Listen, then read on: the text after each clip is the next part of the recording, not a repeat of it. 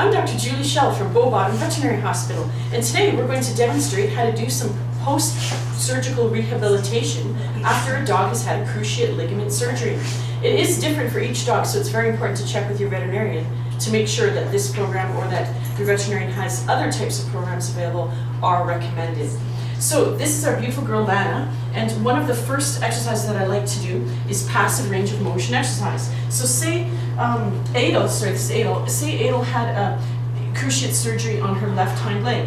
About a day afterwards, like we start the passive range of motion the next day, you can either have her standing, supported by her owner, or supported by a friend. And you want to pick the leg up and put it into the nice flex position as far as it will go. The surgery site will be long and it will have some suture material, so you don't want to force the dog. You want to still keep her in a comfortable range, but you're just basically stretching some of the fascial tissues and releasing some of the fascial tissues. With the passive range of motion exercise, it's also a great idea to do massage therapy as well. And so if you check our website and our YouTube site, there's some other demonstrations of massage videos. And so you want to do the two together. And you can, for instance, do massage first and passive range of motion after. So you just want to hold it up in a comfortable position and then put it back down. And then you can gently take your little hand on the knee, your right hand on the knee, and stretch your leg back. So this is stretching your hip muscles, because often in surgery they're under anesthesia for an hour or maybe even an hour and a half or 2 hours. So you want to make sure that all that circulation is going nicely. We often combine this with acupuncture after surgery as well, and it really works well. So that's like the hind leg stretch. So we call this passive range of motion exercise because it's all in the same motion of the dog. When the dog is comfortable, like even maybe 2 or 3 days after, then you can bicycle them. So you can push them in the forward direction and all the way forward, and then paddle the leg, kind of like a bicycle. And the dogs really enjoy that if they're not too painful. Pain control is very important. So if you do feel any major resistance in your dog, or if they're crying, definitely ask your veterinarian for some help and an examination, and they might need a few more pain management types of medicines. So this is good, and definitely it's great if the dogs want to go on their side. So you just basically work with the dog, and right now Adel would like to go on her side, so that's perfect. She can go all the way down, and you can do the passive range of motion exercises when they are on the ground. And so you basically can push it all the way to a nice flexed position, and then move it on forward.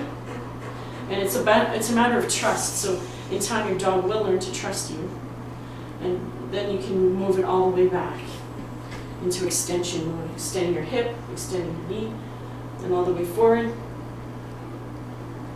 Nice stretching. Good girl, and all the way back. And we also have some essential oils on Adel so that it is relaxing her even more. The other one that I like doing is basically nice gentle massage and like circulating, and that really makes them feel good also.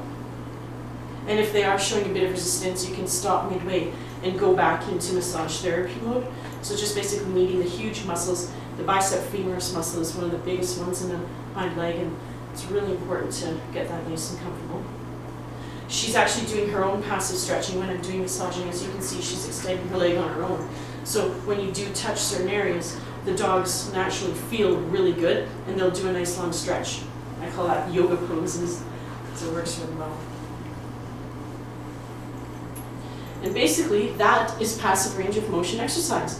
It's good to do the other legs also, and even though they are not having had the surgery, it's nice to do those too, because sometimes those legs are overworked when the dog is compensating and putting more weight on the solid legs.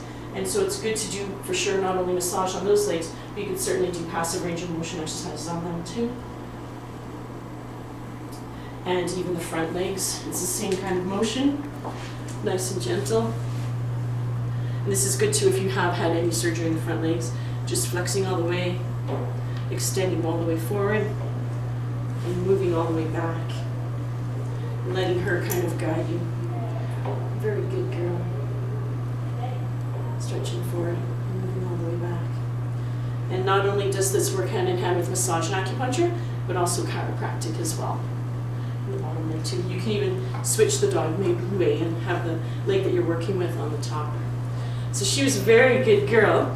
So that's passive range of motion exercise. If you have any questions, please give us a call or check us out online.